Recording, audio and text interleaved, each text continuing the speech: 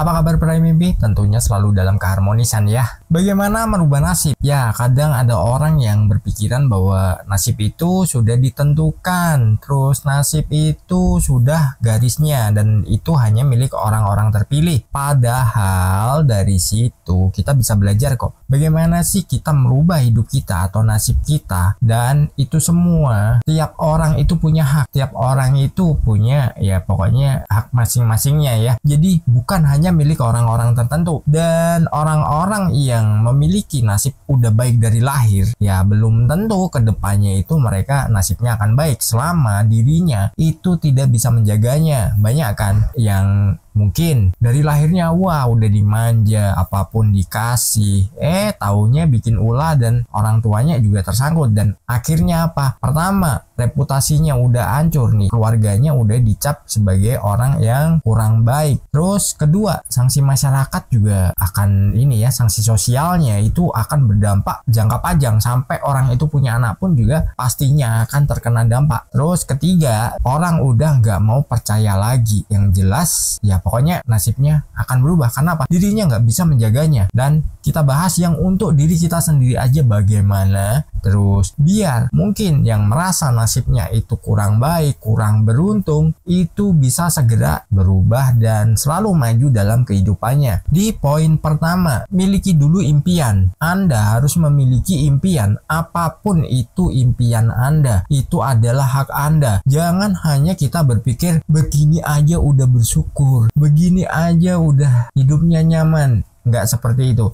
Itu hanya pembenaran.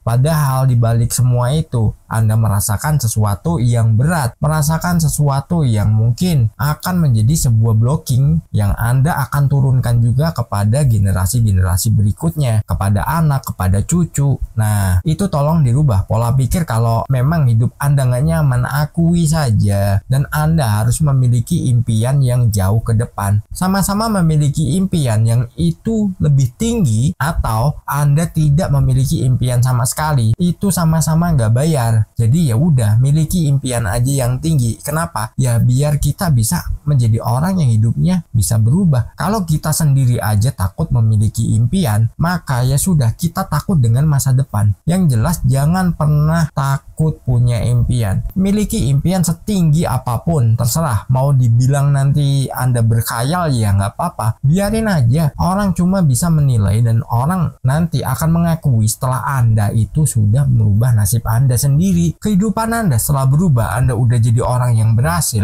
mereka baru mengakui. Kok bisa? Wah, ternyata lu hebat. Ada yang seperti itu. Ada juga yang sebaliknya. Lu cuman beruntung aja. Itu semua kebetulan. Wah, lu pasti pakai ini, pakai itu. Jadi narasi negatif yang akan diungkapkan ke kita. Tapi ya abaikan aja orang-orang yang seperti itu. Mereka nggak penting. Mereka itu nggak ada gunanya. Karena apa? Ya mereka itu nggak mau merubah dirinya sendiri, tapi mereka sakit hati dengan perubahan hidup orang lain. Jadi hidup Anda mau seperti apa ya? Anda sendiri yang menentukannya. Tinggal miliki impian aja. Nggak perlu pusing-pusing ya kan? Tetap jalani aktivitas seperti biasanya. Dan kita lanjut di poin kedua. Yakin terwujud. Ketika Anda memiliki sebuah impian, yakin aja kalau semua itu bisa terwujud dan semua itu akan menjadi sebuah realita. Pertama, cetaklah itu semua pada pikiran Anda dan perasaan Anda. Terus buatlah bagaimana perilaku Anda itu adalah sesuai dengan apa yang Anda inginkan. Mungkin Anda memikirkan gaya hidup di masa depan yang Anda sudah sukses, sudah berhasil, memiliki penghasilan berapapun itu ya. Anda pikirkan aja semua itu nyata dan rasakan bahwa itu benar-benar ada. Lalu bayangkan juga atau rasakan juga bagaimana gaya hidup Anda. Yang jelas gaya hidup itu bukan wah gue jadi sombong, gue pamer gue ini gue itu, bukan gitu ya. Tapi gaya hidupnya, wah mobilku ini, rumahku seperti ini, terus anak-anakku sekolahnya di sini. Nah itu yang perlu Anda gambarkan. Yakin aja semua itu bisa terwujud dan semua itu menjadi sebuah kenyataan. Ketika semua itu sudah terwujud dan menjadi sebuah kenyataan, nanti Anda sendiri yang kaget.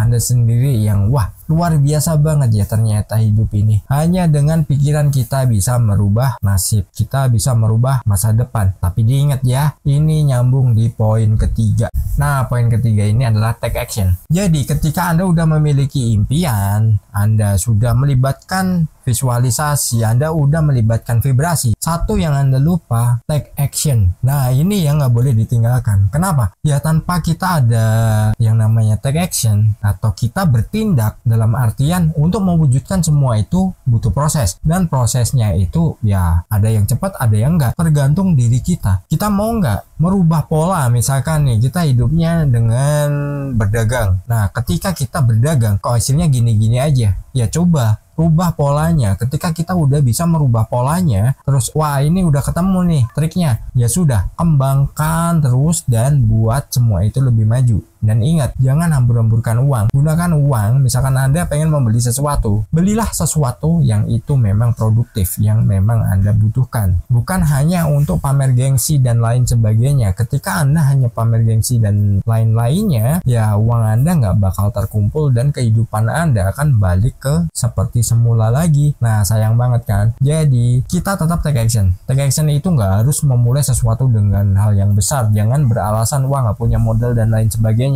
Modal Anda adalah pikiran dan niat Anda. Ketika Anda sudah bisa melangkah, Anda sudah bisa maju, ya sudah, Anda akan menemukan sebuah jalan yang akan membuat Anda semakin besar. Dan satu hal yang tidak boleh dilupakan adalah raih mimpimu. Salam harmonis.